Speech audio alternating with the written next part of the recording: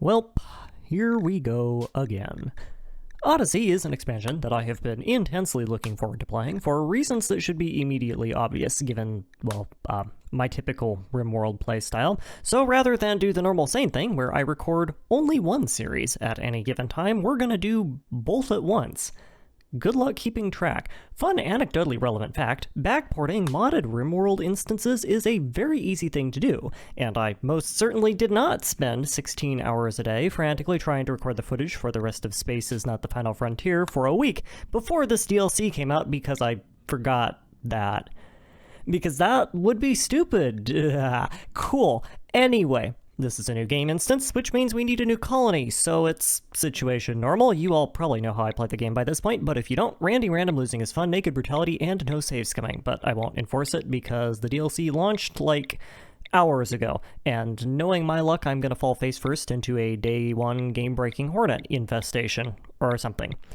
Wow, I must have been caffeinated when I was writing the VO script for this episode. Good lord. Anyway, our lone survivor is, of course, me, Goose. Welcome back.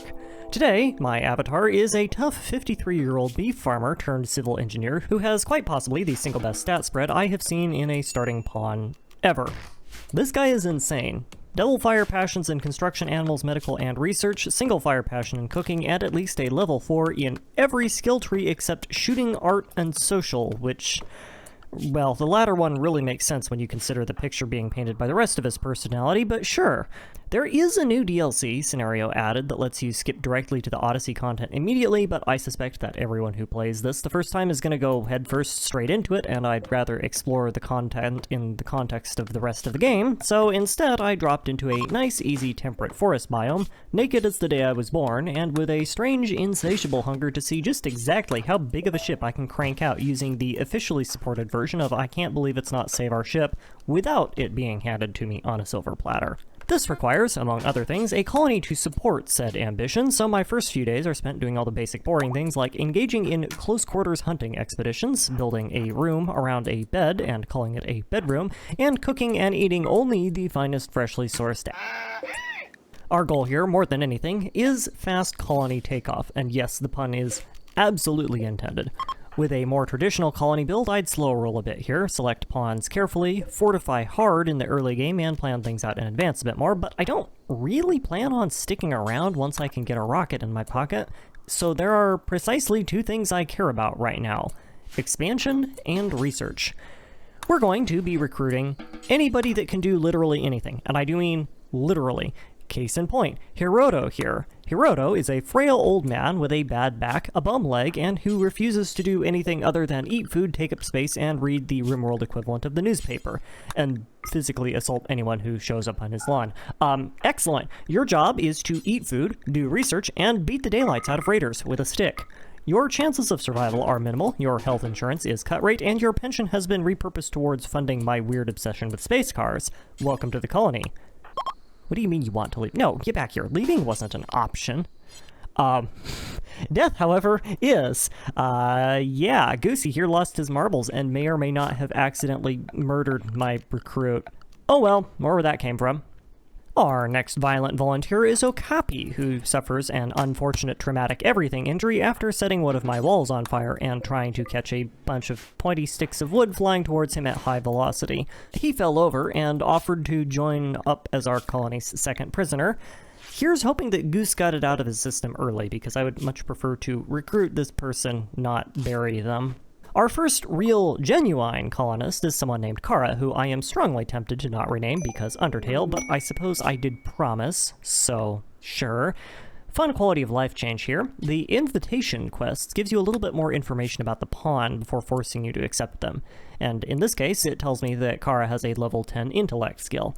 I like this. The correct response to random pawns joining that you don't want is to accept them, capture them, force them to have a mental break, let them harm one of your colonists, and then kill them, mind you, since this lets you see all of their traits and get some free labor out of them without the mood penalty from refusing entry, but still, it's a good change. Welcome to the colony, Boring Kobold. Your pawn is okay, I guess. Good enough to not use as a meat shield, at least, and she has a decent skill spread, so we can work with this.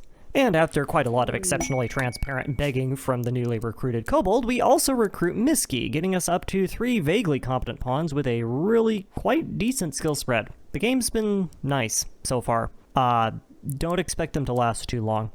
As is typical, I repurpose a friendly trader into a roving hunting band by having Kobold gotten misequip in the general direction of a Thrumbo that wandered in a bit earlier. The goal here was to down some of the traders so that I could rescue them and farm some free faction reputation from the whole thing, but not only did they absolutely smoke the Thrumbo, they also took out 2 man-hunting alpacas that Randy threw in my general direction as well. I mean, not exactly what I was going for, but free meat's nice, I guess. Since I'm rushing tech, my first research project is obviously electronics to unlock the advanced research bench, and I have something of a powerhouse research team between Goose and Kobold, so I think my best plan here is to just dump as much pawn power onto that as possible and forego any real sort of investment into anything. My pawns are fed, they're clothed, and they won't actively die unless I do something stupid, so that's just gonna be good enough for now. On an unrelated note, I'm really wishing I had my full mod complement. During the time of recording, quite a few didn't have a patch released for 1.6, and I didn't feel like hacking my existing instances to try and make them all work, so I have been running a very slimmed down set, at least initially into the recording, and it was weird. Some of these mods I've had in some form or another since the beta versions of the game, and I am constantly being surprised by the things that I've been taking for granted. Case in point, queuing up mining jobs and finding things on the map is a major pain in the arse in the base game, and this just hasn't been a problem that I've had to deal with since, like, my second colony, and it kind of feels like someone broke into my house and rotated everything 90 degrees. Anyway, we can't all be bright sparks, and Misky here is, well, let's just say that the torch lamps are giving him a run for his money right now. It doesn't make sense to have him taking up valuable research bench time, so he needs something to do when the plants aren't keeping him occupied, and for this I have enlisted the existence of a certain 5-fingered friend that Misky can work on packaging up and selling to the next group of traders for a quick bit of cash. The material demands for running a grav ship is not even in the same galaxy as the requirements for a Save Our Ship starship in terms of cost, but quite a lot of their superstructure seems to require at least some plasteel, and that stuff isn't cheap, so it's best to start building up a reserve early. Ironic that while we're getting high in a literal sense, our traders will then be joining us in a rather more figurative one, but I digress. Before that project can start rolling out, we need defenses first. I'm only playing on losing is fun, which is not actually that bad if you know what you're doing, but the wealth spike is going to start drawing in raiders, and it's good to get ahead of that. So, splish splash, time for the raiders to take a bath through my fresh new farm box that may or may not have a bunch of fish in it. During this project, I also noticed a new feature that is worth mentioning, which is the fish. Yeah, Odyssey added fishing. One of the new tribal researches unlocks the ability to create a fishing zone over bodies of water that your hunting assigned pawns can fish in. It's quite slow, at least it is for Goose, and I didn't end up playing with it all that much yet, but each salmon he caught was worth half a meal of meat, and depending on how it works with map tiles on rivers, I could see this being a pretty interesting meta change in terms of challenge runs. The best part is that with Odyssey, I don't even need to go through any complicated nonsense to experiment with this either. I can just fly my ship over to a body of water and experiment with fishing at some point. For my 4th colonist, I get someone named Morton, now called Nova Gamma, who just kind of wandered in. He's a very decent combatant for a randomly generated pawn and carries that combative energy into his love for extreme home gardening. Yeah, he has a decent plant skill. Otherwise, he's just kind of an unremarkable dude.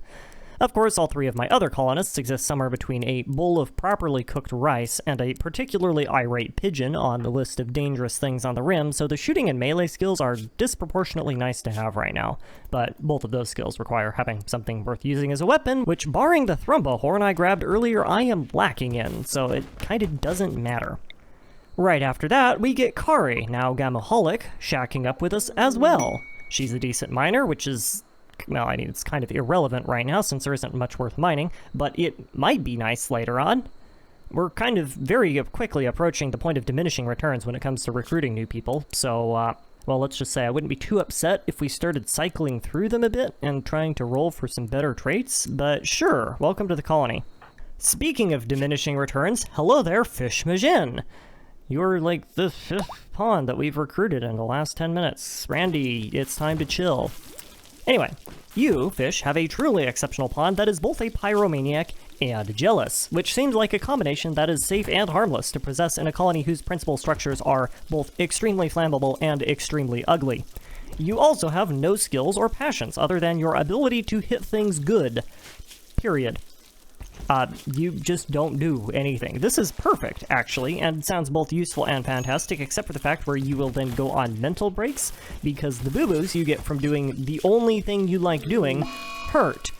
So you do the thing you want to do, get hurt, and then burn everyone else alive. Nothing personal, but your pawn is going to be getting the meat stick with a beat stick combat position until they die, or lose enough limbs to justify a dishonorable exile, because I want me precisely none of that. I'm rushing tech so hard right now that I opt to do something even weirder than my usual runs, which is buy weapons and armor from a combat trader. Normally, you should never do this. Weapons and armor are vastly overpriced relative to how hard they are to manufacture, and most of them just straight up aren't enough of an upgrade to justify the purchase, but I find myself in a unique position where I have a colony with a lot of very expendable pawns with no weapons, no crafting skills, no components, and several bales of extremely high-quality Mary Jane that isn't doing anything other than jacking my colony wealth, so it actually kind of made sense here. Purchasing these isn't as bad as it could be, though, all things considered. Weapons and armor got reworked a bit in 1.6 to narrow down some of the glaring outliers in their performance, and as part of that, sniper rifles had their recovery time reduced from please allow 4 to 6 weeks for reloading to something vaguely approaching usable in combat.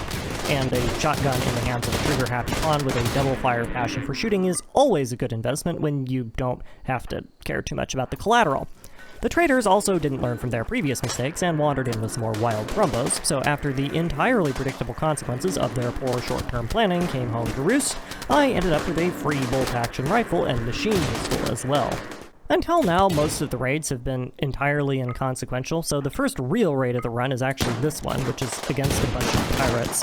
While my pawns comport themselves excellently, this is where the inevitable first tragedy strikes. Concentrated firepower starts coming in right as I order a rotation away from the first line of defenses, and Miski, who was wounded earlier, was unable to move fast enough and got focused down, killing them almost instantly. I would argue that this isn't even a misplay either. He was just unarmored in a box that had a lot of bullets in it. And as cruel as it may sound, this is not a very important loss. Miski's only claim to fame was a decent stat spread that can be easily covered by the rest of the colony, and as a pawn who was incapable of hauling, he was on the short list to get meat stick assignments until he died anyway. I'm too component starved to build an incinerator, don't care to waste the resources on a sarcophagus, and hate polluting my maps with, graves. So to avoid the -10 colonists left unburied moodlet, I opt to take Miski on a little field trip outside my colony and drop him off in a suitably appropriate spot, which is basically just anywhere not on the map. Seriously, even in death these people are causing problems. This might sound bad, but when you consider that the only other solution available was eating them, it is at least a little bit classier. Still, if caravanning's not an option for your colony and you hate graves as much as I do, here's a fun fact. In the absolute worst case, forcing a pawn to eat an entire dead colonist only results in 24 hours of a -39-point mood debuff, and doing this has no lasting effects other than a very minor -5-point social penalty for eating raw human meat. This mood debuff is entirely countered by the catharsis effect given to a pawn when they recover from a mental break. Do with that information what you will. The component shortage soon ends with the arrival of my first bulk goods trader, so that annoying part of the game is at least put aside temporarily. I don't have a skilled crafter or advanced components for a fab bench yet, but both of these are eminently solvable problems given a bit of determination, and we are now back on track to breaking the game wide open. There are sadly no angry animals that I can drop on them this time around, though, and yes, I checked. As a replacement for, whoever the last guy was, we got Latch, who is now called Brick. Sure. Anyway, Brick here is a fast-learning brawler with a double passion in melee fighting and a double passion in crafting. And the crafting is nice, don't get me wrong, but a double fire passion in melee combat, combined with fast learning, and brawler means that this dude is going to be an absolute nightmare to fight once he gets some decent armor. So, welcome to the team, buddy. Please don't kill us. In the meantime, you get to join the smoke leaf production squad along with the other 2/3 of my colony, and honestly, the place is pretty chill. Yeah, we don't do anything here. All my pawns are responsible for right now is farming corn and weed and cranking research harder than a windlass in a library, give or take a bit of relationship trauma, and also that one raid where someone died. But yeah, you would know all about that, wouldn't you? After several more inconvenient raids where people insist on setting my walls on fire before tripping over their own feet and spontaneously losing 90% of their blood volume due to high-speed impacts with passing buckshot, the non-existent wisdom of building everything out of wood finally dawns on me, and I start switching exterior walls to stone. The raiders aren't even the issue here, it's the foliage surrounding my walls that prevents me from extinguishing the fires quickly.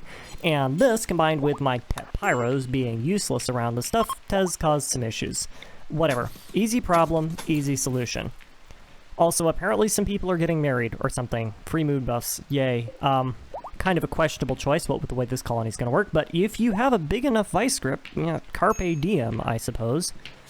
My third or fourth wanderer, and I really have lost count at this point, is Steven. Steven, now called Lolohala, is another terrible pawn who is useless for anything other than combat and grunt work, but is also depressive, so is therefore unreliable to use in any of the capacities he might be applied effectively in.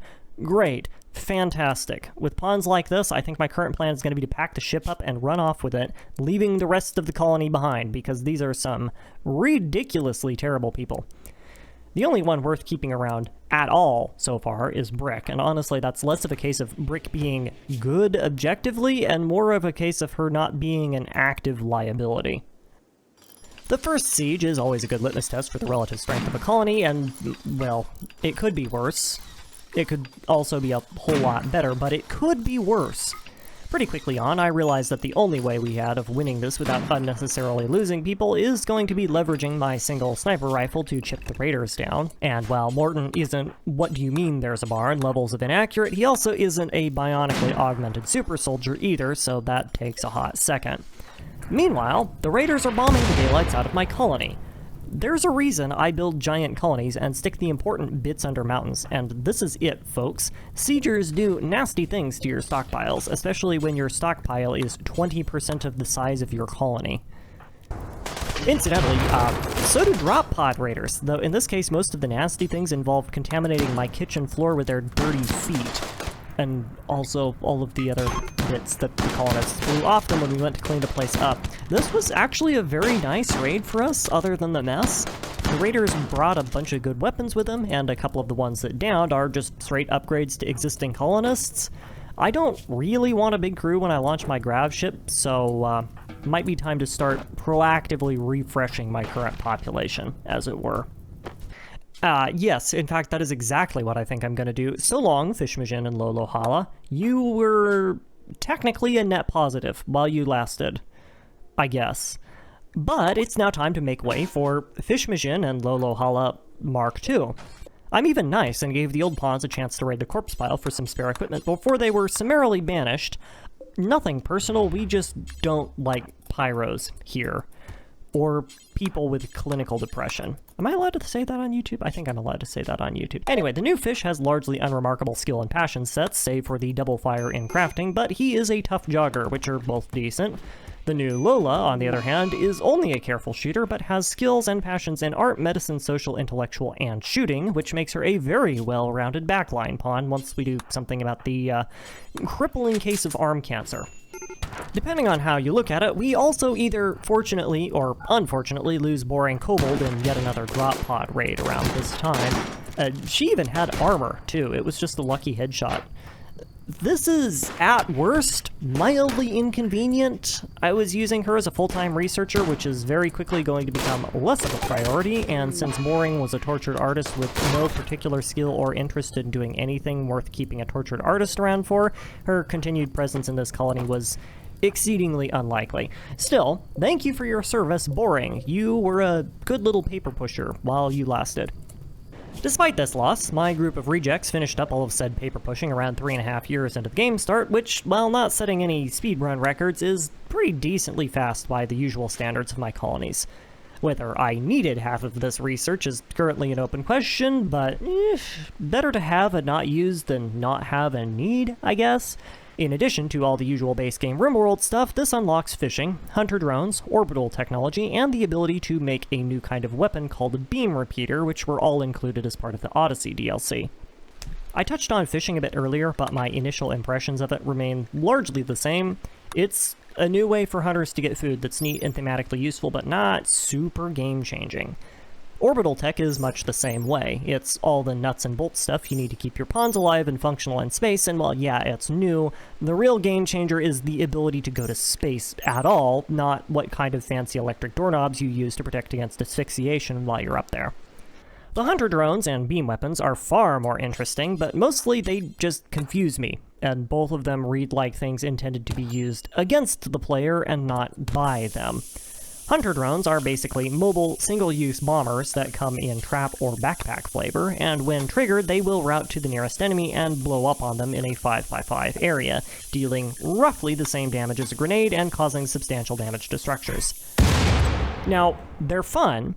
Don't get me wrong, they are fun, and I can see how they might be good for things like siege breaking if you had enough of them, but they're single-use, and at 60 steel, 2 components, and 40 chem fuel each, the price seems a bit steep for what is functionally a mortar shell's worth of damage. Raiders naturally won't have this concern, though, and that worries me. My initial impression of beam repeaters is that they are to miniguns what charge rifles are to assault rifles, but worse, somehow. To be clear, miniguns were never all that great to begin with, because use cases for a gun that doesn't shoot where you point it are functionally non-existent, but the beam repeater does all of that while also dealing substantially less damage than a minigun on a per-bullet basis, and being more expensive to craft. The only thing that stops me from immediately discounting it as the hot garbage that I think it is that it has a special property that allows its projectiles to phase through shields.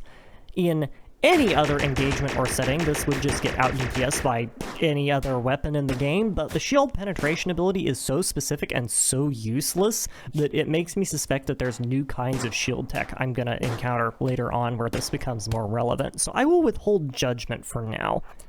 Of course, all this ignores the most important tech tree in the DLC, which is grav ships. This is because, in order to start researching it, we need to uncover something called an intact grav engine. This is the heart of a grav ship and is incredibly valuable, so surely we can't just accept this quest and, oh. Okay. Wow, would you look at that? All the parts needed to build a basic grav ship just fell out of the sky. Undefended. For free. Cool. Not quite sure how we signaled the mechanoids, seeing as the most advanced piece of technology we currently own is a research bench, but maybe they accept smoke signals. Who knows? Either way, worked for me. There are a lot of words involved in figuring out how these grav ships work, but the reality of it is pretty simple. The grav engine is the central piece of the ship, and has an area of effect that shows when you hover over it. In that area, anything built on a special floor type called grav ship substructure will be considered part of the ship. Your relevant upgrade materials are grav cores, to make the area bigger and let it contain more tiles worth of substructure, and grav light panels, which are used in construction of most kinds of stuff and things to do with grav ships. To make the ship go, you need to install some thrusters, some chem fuel tanks, and a piloting station. To go into space and survive, you need all that plus an airtight design, which is made by using grav ship hull and vacuum doors to form solid rooms with oxygenators to provide oxygen. The one confounding factor is that launching a grav ship will, as far as I am aware, permanently delete the map tile it was previously on, unless you build a rather expensive structure to prevent this. If you're a nomadic colony, this is probably okay, but I am very much not, so before I can use this thing, I'm gonna want to mine out the map and prepare for a full evacuation. This presents something of an issue, because I am, once again, starving for components and can't make any of the things I need to get the ship off the ground. Finishing my research and deconstructing all of the equipment I was using for that helps a fair bit, but I then have to turn right back around and put that all into a fab bench, so not a whole lot of progress to be made there. Rick is a fast-learning level 7 crafter with a devil fire passion, though, so once he practices making a few dusters out of random leather we have lying around, he will no doubt greatly enjoy fixing that problem. After a little while, I finished moving all of my colony over to the grav ship, and, this is why we were trying to keep the colony small. I'm not entirely sure how large this ship can get once you're done upgrading it, but we are at about 50% of our maximum capacity for the base engine right now due to material shortages, so I have to fit the things I need to run a ship, supply a colony, and keep 6 colonists from killing each other in like 140 tiles of space, which is substantially less than they were using for their bedrooms beforehand. This is not a trivial undertaking, but I have sort of managed to do it by foregoing any sort of dedicated area to do anything with any degree of privacy. We're now crafting on our bed sheets, sleeping on our food reserves, and eating out of the chem fuel tanks, but we can at least lift off at any time. Before we do that, though, I want to hit up the Ancient Danger and see if there's anything worth yoinking from it. Turns out there is, but it mostly takes the form of the clothes and pocket change of a bunch of cryptosleep space pirate folks who were very unhappy to hear that their morning cup of coffee was no longer an option. They also didn't take to my proposed alternative of espresso shots when I mentioned that we were out of espresso and replacing with lead. Guess you really can't please everyone, can you? Once we get that last bit of stuff cleaned out, it's time to blow this popsicle stand in the best way possible. Vertically. Thank you for flying Goose Airlines. We don't have seatbelts to fasten, but if you try hard enough, you can probably find somewhere to wedge yourself in the packaged survival meal shelf. Just watch out for the spears, because I know we have some of those too. Hope you enjoy your flight. This launch goes about as well as can be expected, though I discover several fun things about the mechanic that I would really have liked to know in advance. First off, launching the grav ship is apparently a ritual. Weird but true, methinks someone stole some ideology code and forgot to spell check. On a more serious note, you can't just hop around wherever you want, whenever you want. Your grav ship, at least initially, has a very limited range, and the grav ship engine has to cool down before you can move again, which, I mean, fair. But also it means that there's some logistical difficulties to moving around long distances. Third, and most concerning to me, is that apparently things can go wrong when you do this. I don't know how major a minor problem is according to Odyssey, and nothing happened with my launch this time, but I'd really like to not find out, thanks?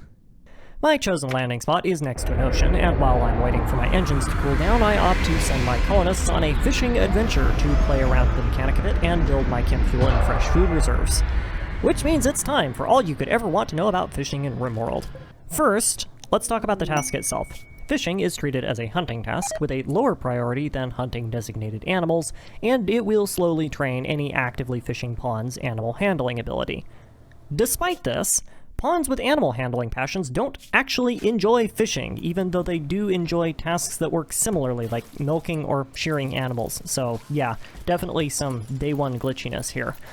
On the numeric side, there are now 2 skills on the character breakdown that measure how good of a fisher a pawn is.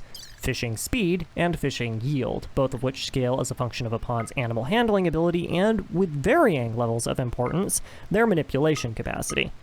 Unlike most other abilities, there is no upper cap on how much manipulation improves fishing skills, and assuming I'm interpreting this right, that means that you can stack manipulation buffs linearly forever with no downsides, which has some hilarious implications for overpowered mod interactions down the line, but in practice you will just quickly drop the fish population of an area below the point at which your pawns will fish in it, so whatever.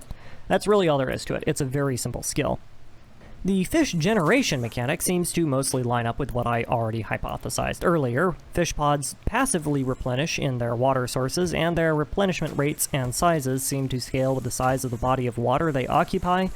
Your pawn won't deliberately fish a pod to extinction, though I did lose a pod in a lake that I built my farm box over, and while I suspect that was because I put a roof over it, I'm not sure, so you can definitely lose pods somehow. They also seem to be able to come back naturally, though the lake I saw it happen in was touching a map edge, so maybe that had something to do with it. Either way, you can lose and gain pods somehow, but it's not going to happen over the course of a normal fishing adventure. Incidentally, the size of the fishing zone you use seems to be entirely cosmetic. if you zone one tile of water, your pawns fish the entire body it's connected to, and all you need is one tile of zone for each pawn you want to fish concurrently, and they'll just fish there forever. I have no idea what benefits there are to making the zone larger, if any, other than some cosmetic stuff that happens. Oh! Also, you can catch non-fish things. Case in point, Fish Majin here just hauled up a dead body. Charming. Here's hoping you can find some more useful stuff, because I can see how this could make challenge runs really interesting on Ice Sheet survival series. So anyway, I stick around the area for a couple weeks, just kind of chilling out, fishing, hunting, and crafting some bionics, and refueling my tanks, and then bail when a mech raid comes in that I don't much feel like fighting. Not gonna lie, being able to just no-sell raids that would otherwise be an exercise in kiting around the map for a few days for no appreciable reward is pretty nice. I could get used to this. A couple more hops later, and I've moved far enough east to jump up to a space rock sitting above the planet. This is where I was trying to go in the first place, actually. It's just that my ship is kind of pokey and couldn't make it there in one flight. After experiencing a minor issue, which turns out to just be the engine overheating a bit and increasing the time to our next launch, we land on said rock, which is an asteroid sitting in high geosynchronous orbit around whatever planet we're on. Our purpose here is space mining, specifically to quarry large amounts of something called vaxstone. These chunks of vaxstone can be refined into vaxstone bricks, much like any other stone chunk, and those bricks can then be crafted into more gravlite plates with some plasteel, which will allow me to expand and upgrade my ship, which, for obvious reasons, is something that I am keenly interested in. If you played Save Our Ship, space is a lot like that, no further explanation necessary. Odyssey has cribbed a lot from its mechanics. If you haven't played Save Our Ship, the short version is baby, it's cold outside, and also it takes your breath away. Wear a spacesuit, put down a heater, make a ship out of airtight materials, and oxygenate it. Don't mess any of those up, you're fine. The energy requirements needed to heat, oxygenate, and seal a ship of this size are functionally non-existent, so really the only thing I had to do here was slap down a second heater and call it good. For obvious reasons, I can't retrofit my ship with said unsuited pawns still on it, and this episode is kind of getting a tad long anyway, so I think we will save the upgrade and expansion projects for the next one. Until then, thank you for your time, and I hope you're enjoying Odyssey as much as I am.